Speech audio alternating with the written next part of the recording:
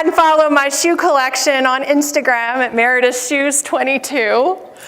I'm already planning my shoe post for later today because the Broadmoor actually has a fantastic Instagram marketing account that they do that I follow. And so I'm going to tag them, and I'm hoping to get reposted. Woo, right? I'm thinking of propping my shoes up in that gorgeous canopy bed and creating a little graphic that says, "We don't travel often, but when we do, we Broadmoor." Right? Like the guy with the beer? I'm going to create that post later today and post it. You guys can all like it and follow it if you like. Right? Meredith, we need you to go backstage and inspect the thongs. Excuse me, sir? Yeah, I know you're new on the job here. This is your first event as a meeting planner, you know, and the entertainment has requested that you go backstage and inspect the dancers' thongs to make sure they're wide enough and not too risque. Oh my word. It was my first job as a meeting planner. I was in charge of putting on a barbecue for 600 women. The event was at the Orlando Fairgrounds. We had 25 kegs that they'd been drinking all day. Yes. And I, the lowest member on the event planning team, when I took the job, my boss in passing said, "Yeah, and oh, by the way, you'll be in charge of the ladies' barbecue. It's not a big deal, you'll be fine." Well, he didn't want to go backstage and inspect the thongs for the dancers. They were strippers, let's be honest. So what would you do? Well, I did what every woman has to do in that situation. I gave a very thorough inspection. Right? Long before I was a speaker, I was a meeting planner. But I also happened to have been the meeting planner for a 3-day consumer home and garden show at the Orlando Convention Center that averaged 10,000 attendees and 700 exhibit booths, right? So I got a little bit of meeting planning chops under my belt, and when those days were over, I moved on to my professional speaking business that I started in 2001, where I've attended, consulted on, helped plan countless events. So when Smart Meetings contacted me and said, "Would you want to come from North Carolina all the way to Colorado Springs to talk to a group of meeting planners?" I said, "Oh yeah, I'm in. These are my people." Right? Right? I get you. And so what I hope today is to share a few things with you that are going to help you find your fan factor. Right? The fan factor is all about engagement. It's about getting your attendees to stop multitasking on their devices and actually RSVP early. What? It's about actually getting them excited and engaged. Say you're putting on that internal corporate meeting and they all don't want to go, like they're, being stuck in Guantanamo Bay, and they're like, "We don't want to be here." The fan factor is about creating those opportunities so they do want to be there, and surprise, you actually have a good time. Shocker. Right? I think the easiest way to learn about the fan factor is to look at marketing. Okay? So I want you to think about, is there a television commercial? Is there a movie, a book, a social media post you've seen that really resonates with you? Something that you say, "Yeah, they get me. Their product, their service, they know exactly where I'm coming from." I recently had that happen with a new video that Barbie put out. Has anybody seen this video? It's taken social media by storm. Let's take a look. Right? Did they nail it or what? Right? I grew up playing with Barbies. I'm a Gen Xer, right? I know I look a lot younger, but I'm actually older than you think I am. It's all the good products. I'll do a seminar on that after this one if you like. So I grew up, I'm a Gen Xer, I grew up playing with Barbies. And at that time, there was nothing wrong with playing with Barbies. You were proud to play with your Barbies. There was no stigma to them. Of course, in later generations, it's become kind of a negative, Barbies. And I get that, I do. But what this commercial's done is reframe Barbie to a whole generation of us that actually liked playing with them, and it's actually given us permission to be fans again. It's given us permission to be able to go buy them for our daughters, our nieces, our kids' friends' birthday parties, right? That's the fan factor at work. When it's not about you, it's about them. And you speak in such a clear voice that it resonates in such a way that you say, wow, that gets me. I get it. Now, gentlemen, I did not want to exclude you from this presentation because that's a pretty girly example, right? So I asked my husband, honey, I need an example of really a commercial that resonates with you as a man, that says, yes, this is who I am. This is what I stand for. This is the kind of dad, the kind of father I want to be. This is what he sent me. Warning, ignore all Old Spice commercials except this one. Don't use timber, use bear glove! Hello, ladies. Don't listen to him. Listen to this. Timber. Yeah. Hey, this is my commercial! I'd like to agree with you, but then why are we on a horse? Oh no, his signature joke! Right? Should I be worried? Seriously? I said, this is what resonates with you? I gave an uplifting message about she can be anything she wants to be. And he was like, yeah, that's what I like. I'm like, okay, giddy up. How does Disney do it? How does Disney engage visitor after visitor after visitor? If you think about Disney, all it is an event. It's much like what you do, right? There we are, standing in the 100-degree Orlando heat, sweating to death, with hundreds of our new best friends in a line that seems like it will never end, humming a song in our heads that will never end. It's a small world, right? And we're paying $10 for a hot dog and $10 for a Diet Coke, but it's so magical. What? But it really is magical. Because when that little buddy of yours, I have a 7-year-old son named Brady, when on Brady's first trip to Disney World, when all that was going on, and frankly, I was kind of miserable, but then he tugged on my pant leg and said, Mommy, there's Mickey Mouse. Best vacation ever. And I went, right? The fan factor. It's a simple set of steps that helps you focus on the fans. I'm here to just humbly suggest to you that the next event you plan is not about you. It is not about what you like. It is not about the venue that you like or you've been dying to go to. It's not about your favorite corporate colors for pipe and drape. It's not about the agenda that the CEO has given you and told you has to be done. It's not about them either. The fan factor is when we focus on the fans and give them what they want, because here's the bottom line. When you are a fan of something, you engage. Fans stop to engage. You know how I know? I am married to an uber sports fan of all times. Are you any huge sports fans in the audience? Yes. Okay.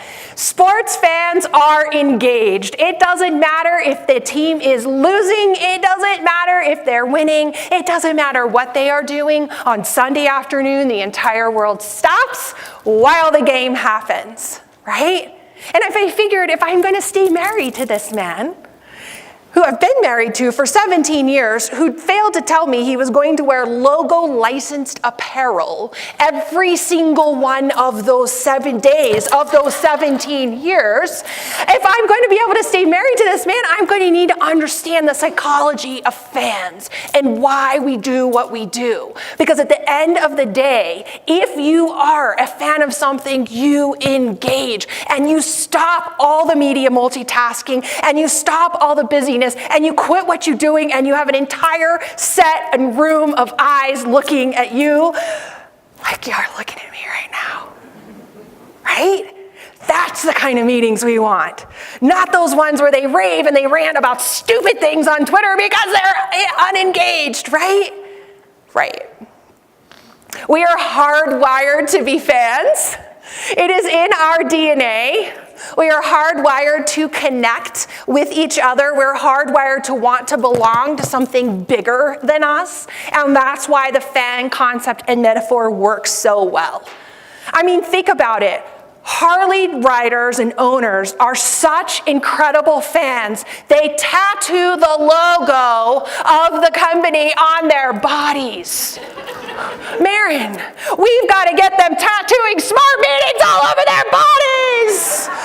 Right? That's what they do. They tattoo it on. We pay $5 for an iced cup of coffee because we're a fan of Starbucks, right? We have 5 million Apple devices all in the same backpack because we're a fan of Apple, and we pay a premium price for it. In this culture, we want to support things, but only when they are about us and for us. I mean, what on earth would make this idiot do that? Why? That's the Detroit Red Wings. And Detroit's in the house. And in between is it periods in hockey? Okay, sorry, I'm not really a hockey person. Pardon me, this is the manly part of the presentation. Right in the middle of the thing, they whirl these octopus onto the ice and they lick them and they kiss them. That is disgusting. Why? Because they're a fan, right? What about these two idiots? What on earth? These are the Oakland Raiders, right? Right? They sit in a triple X-rated section of the stadium, no kids allowed, where God knows what goes on. Right? During the week, this is your CPA, and that's your gynecologist. What? And on the weekends, they do that. What would make people behave like this? They're a fan. And what about, oh, come on. Don't do that to me. And what about this guy? Oh, let's not leave out the NASCAR fans. Right? What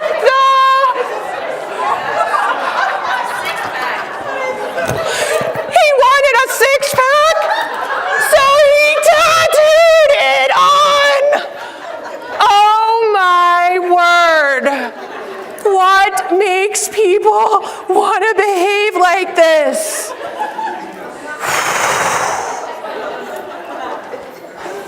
So I began to research the psychology of sports fans, and there's really 5 things. We're going to talk about one of them today and how we flip that into the meetings world.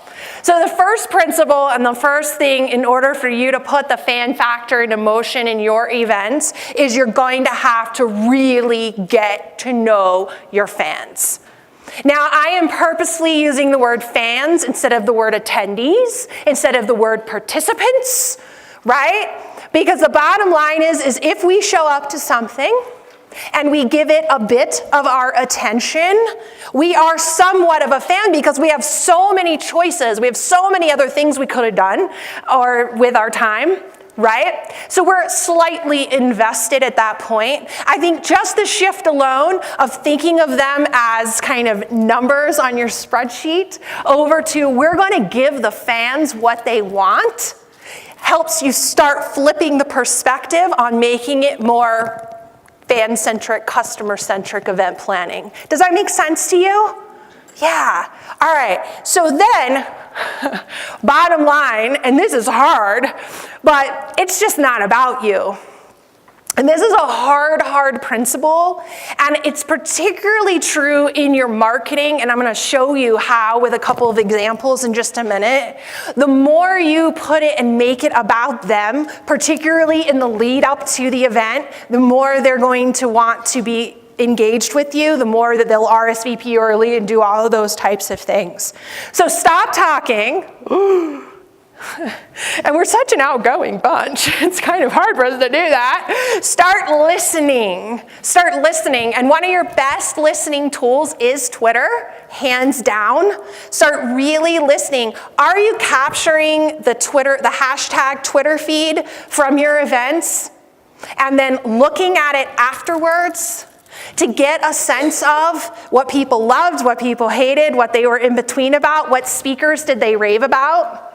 You know, I was at a Speakers Association meeting recently where they said flat out that tweets during an event are the new evaluations, right? Those are the evaluations. I don't even hand them out anymore as a speaker. But I tell you what, first thing I do when I'm done is check that Twitter feed and see what flew, what didn't, what points got retweeted that I talked about, that then I know it resonated. Does that make sense? So you've got to really be listening, okay? Of course, getting to know the fans, you can do surveys. They don't fill them out. I think focus groups are always your best bet when it comes to really getting a feel of the fans. Okay? Because what the fans want is to feel a sense of identity with you. This is the first of the 5 things that sports fans, why they do what they do. It's because they feel a sense of identity. They feel like they know that team. They have a shared connection with that team.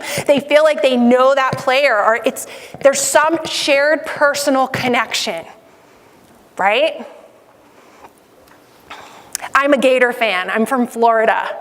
Oh, hey now. I didn't expect to get that all the way in Colorado. Wow. I've been a Gator fan my entire life. You want to know why? Because my dad is a Gator fan. And when I watch the Gator games, even though they live 5 hours from me, I feel like I have a connection to my dad, right? It's a sense of identity. And we know when a brand, when an event, when something gets us, we feel it. Like the Barbie commercial, we feel it. And we know when they don't. I saw this morning on the news that they're auditioning for the Victoria's Secret fashion show, which is actually happening live tonight in New York. It'll broadcast later. I think it broadcasts in December. I never really get this fashion show. I mean, really, 6'5" glamazons strut down the runway. They've eaten nothing but lettuce for weeks in $2 million bra and panties. And when they put this fashion show on the air, I'm like, who is the target audience for this? Because it ain't me. Yes, sir.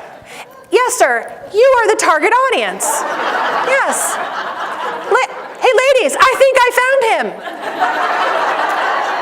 You are the target audience. But here's the thing, all right? You raised your hand, so now I'm directing this at you. You look like you can take it. Yes. But here's the thing, and answer honestly, when was the last time you ordered something or went in one of their stores?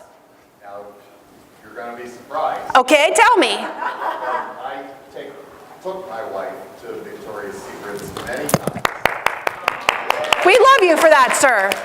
I will tell you, generally, that's not the answer. Typically, most men would rather die than going in Victoria's Secret. So I ask yet again, what is the point of this marketing, right? Because it's kind of aimed at men who don't really buy the product. We typically buy the product, but it doesn't resonate with me. I mean, I don't look like this in the morning. Do y'all look like this when you get up in the morning? No, I look like this, right? I don't get it. Like, there's no sense of identity when it comes to that whole campaign. I don't get it. But when Dove came out with their natural beauty campaign of women of all shapes and sizes, I went, these people get me. I'm a fan, right? They've got to walk in the door of your event and go, these people get me. They know why I'm here. They know what my goals are. So here's my tip for you. Create fan personas. When you are planning your events, take your top 3 segment of attendees. Get a piece of flip chart paper. Put it up in your conference room. Literally sketch out who is coming. What is the demographic profile? And then more importantly, what is the psychographic? Not the psychotic. The psychographic, meaning the motivations behind why they're doing what they're doing. What is the typical event needs? What are the typical behaviors at the event? What are the goals for attending? Create 3 personas, at least 3, okay? Give them names. You know, this is Susie, this is Bob, and this is Tim. Susie is 45 to 55 years old. She's got this kind of income. She works at this kind of profession. When she goes to an event, she does this, this, this, and this. This is Bob. He does this, this, this, and this. I mean, how can you plan for the fans, by the fans, if you don't know who they are, right? And I know you have it in a general sense in your mind. Look, you're all very experienced, way more than me. But I find just like anything else in life, the minute you write it down, sketch it out, make it real, put it up for everyone to focus on, it makes a big difference. You might also try the Jeff Bezos trick of the one empty chair. There's an article out about Jeff Bezos and Amazon, who is amazing for predicting what we're going to want before we ever want it, right? You get those emails? I get those emails. You know how he does it? Most of the meetings at Amazon have one empty chair that's for the customer, because they say that empty chair is the most important person in the room, and everything we're talking about should be geared towards making that chair happy. Kind of a cool concept, right? All right, so I'm going to let you very quickly talk to the person next to you, and I want you to share with each other your very quick, I'm going to give you like a minute, what is your best practice tip on how to get to know your fans and figure out who they are? Okay? What is your best practice tip? How do you get to know your fans at your events? Share it with your partner. Go. All right, all right, all right. Who's got a best practice tip on how to get to know your fans at your event? Who had something? What you got, Terry? Just listen to them. What? I have to do that? All right, copy the fan factor for you. You're welcome. Anybody else got something? What do you got? Maybe categorize the surveys that come in. Categorize surveys. I like that. Into groups. Yes. So you start to see trends of who's attending. I love it. What you got? My partner had a good one. All right, hit me. Put yourself in their shoes. Yes. But, okay, when I walk into a hotel lobby at 1 a.m. because I've been delayed, this never happens to y'all, right? delayed, and I walk up to the check-in desk and they go, checking in? No, I'm here for my nail appointment. Like, that's exactly what I'm talking about, though. It's the little things we say that say you're not paying attention.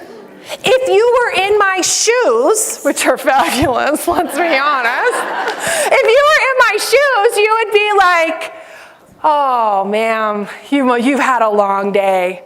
Bottle of water, I've got your reservation right here, right? Yeah, of course they don't do that here at the Broadmoor. They checked me in beautifully yesterday. All right, number 2, man, we are moving fast. I am low on time. Featuring your fans. Feature your fans. You want them to get the message that this event is about them, for them, by them, then you got to make them the star of the show, okay? All of the pre-event marketing. This is probably the strongest tip I'm going to give you. And I wasn't sure how many of you actually were holding open public events that people would need, you were trying to sell seats to, or more private corporate ones. But in either way, the more you feature them, the more they're going to engage. And I learned this from TJ Maxx. Several years ago, TJ Maxx unleashed a Facebook campaign that's one of the most successful, best running, fantastic campaigns, in my humble opinion, in the history of social media, called the Maxxinista. And instead of making their Facebook page about them, here's our new boots, here's our new this, here's our new that, come into the store, buy, buy, buy, buy, sell, sell, sell, they asked their fans to upload their TJ Maxx finds for a weekly contest. And every week there would be a winner of the week. And so they got their fans involved, uploading photos, talking about, I got this great Michael Kors purse for only this, or I got these great boots for that. And when I saw that and I studied it, I was like, oh, that's genius. Because what they did was they made their fans the hero of this story, right? When we think about literature, when we think about plays or whatever, we always ask, who's the hero of the story, who's the focus? So in your world, I'm saying, who's the hero of this event? Before, in the pre-marketing, during, and after. How can you make your fans, the attendees, the participants, more the hero of the story? The best example in your world that I can share is the Association for the Executive Association, their annual conference. Their tagline was, "I'm going." And the website, all of the marketing, everything was photos of their members. Okay, these are real people who are going to the ASAE annual meeting, was back in August, right? If you scrolled on down this webpage, there was video after video after video after video from the members talking about why they love to come to this event and what it was all about. How could you feature more of your fans before the event in the marketing, but also during the event? Smart Meetings actually does a fantastic job of this. I was flipping through their digital version of the magazine recently when I came upon the 2015 CVB selfie contest, right? And if I were to guess, I bet you that these pages of the digital magazine got the most clicks of anything in that issue because it featured people who worked at the CVBs with the selfie contest. It was about the fans. It wasn't about the corporation. You follow me? So strong. Go back and look at this particular feature. It's fantastic. During the event, of course, you can make it more about them with photo slideshows, with videos featuring people that are attending. You can do live interactive polling, which I typically do a lot of, but it takes a bit of time and we're short on that today. But live interactive session polling is fantastic. I use polleverywhere.com, easy, simple, easy peasy. Of course, if any chance you can do awards and recognition during your events, anytime you can brag on anybody there for any reason, do it. That always makes them feel like it's about them and for them. And then the customized music and skits they will blow your people away. If you need sources on that, I've got a couple of good speaker buddies that write and customize those kind of stuff. I can refer you to them. But anytime you can take any piece of music and make it about their job and have what they feel and their pain points, it'll bring the house down every time. Right? All right, so second dance partner, find another person quickly to talk to. How do you, before, during, and after, feature your fans in your events? Go. All right, who's got a great one for featuring fans before, during, or after an event? Yes, ma'am. Well, I'm on the hotel side. Yes, ma'am. And while we do a really great job when our planners are there, feel special and wanted.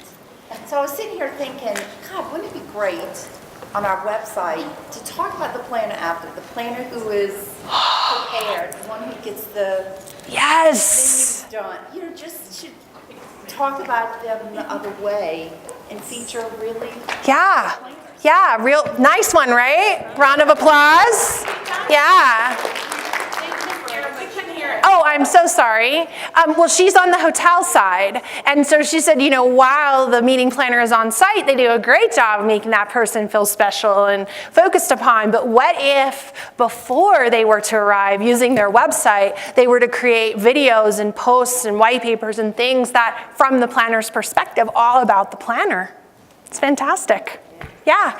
We use event apps and yes. the engagement or the clicks for our sponsors in advance to see how much traction they're getting. And use it as a way to get the sponsors more competitive with each other about putting information in their organization's page. Nice. Okay, very good one on that one. What do you got? Tell me. So I work for a private equity firm. We own 29 companies, so we get them to do a lip sync contest where they compete against each other. So they have to Yes. first in advance and then come with costumes costumes and choreography and everything, and we show them in front of everybody and make it a huge concert. Yeah, that's beautiful, right? So I think once everybody gets on site, because of the nature of your job, I imagine you're pretty good at featuring them. Where I think you probably need more focus and work, if I were to guess, is the lead up stuff, is in the promotions, right? The promotional material all tends to be about or the venue, or the company or corporation that's sponsoring it. And I'm telling you, if you will flip that on its head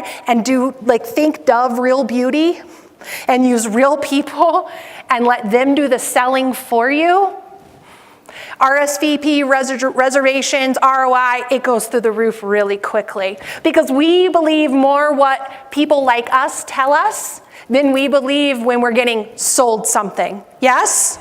All right, be honest. How many of you have not downloaded a free app, because it had one bad review? Yes, we do it all the time. And this is from someone you don't know. They could be crazy.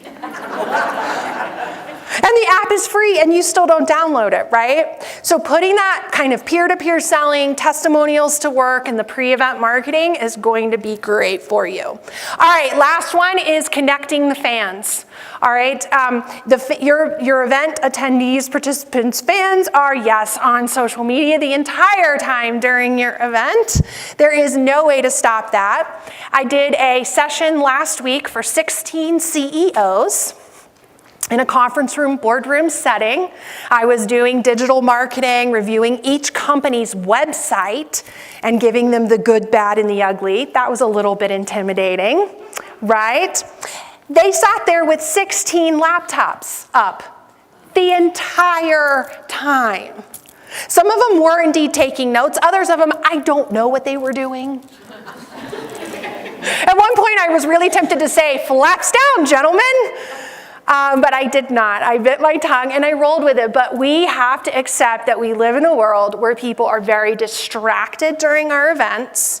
And secondly, that they're going to be talking about the event during the event before you've even had a chance to really bring out your wow yet. They're already saying they don't like something about it or it's a waste of their time, unfortunately. So what I think we have to do in this world is just connect them together, get a hold of the conversation and drive the conversation. All right, there's no avoiding it.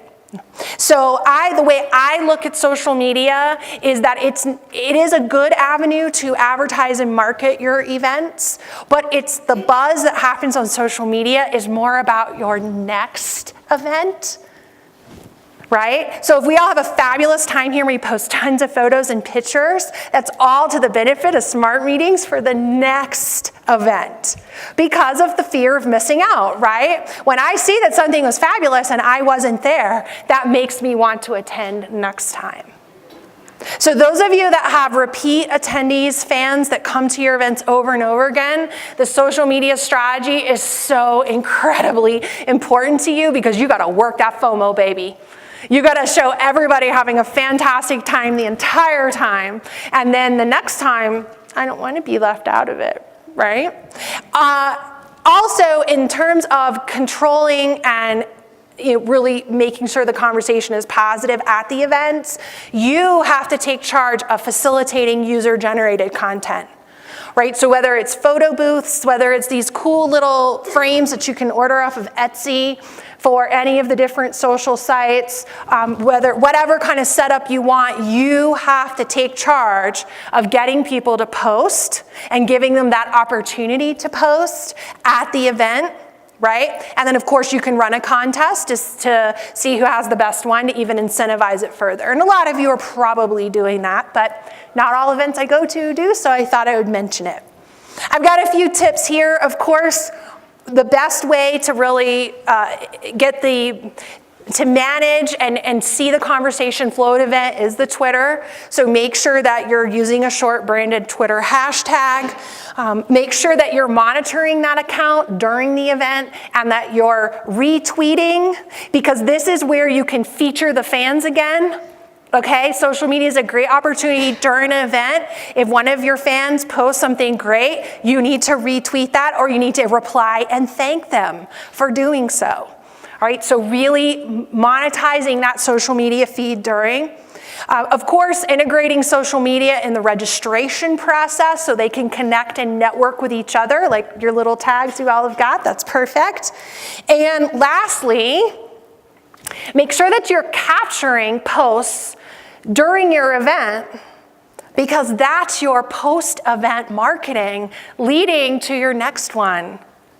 How do you have enough photos, pictures, quotes, testimonials to feature the fans leading up to the next event? You capture all the good stuff that happens during it, whether it's screenshots or however it is you want to go about it. And then you take all of that content, and that becomes the marketing for the next one. You with me? But it takes a bit of work, you got to have a strategy to do that. Okay, I tell you what, we're not going to do our third one because we're short on time and I've got to wrap. But be thinking about what are your best practices on connecting each other and making sure the fans have the opportunity, and that you're managing the communication during so that it's a positive for everybody. All right, the music's going to come on, so just bear with me here for a second. All right, so get to know your fans, number one, right? Number two, feature them. Make them the star of the show. Make them the hero of the event. And number three, connect them together so that the inevitable media multitasking and all of the commentary that goes on is in your favor and that it's directed for you and makes sense for you. And then you capture all of that and take that forward into the next one, right? So just how wide was the thong? Right? I know. Well, it was just wide enough. That's what I'll tell you. I do have 2 books that are available. The Fan Factor, social media focused on how to use social media in a business setting.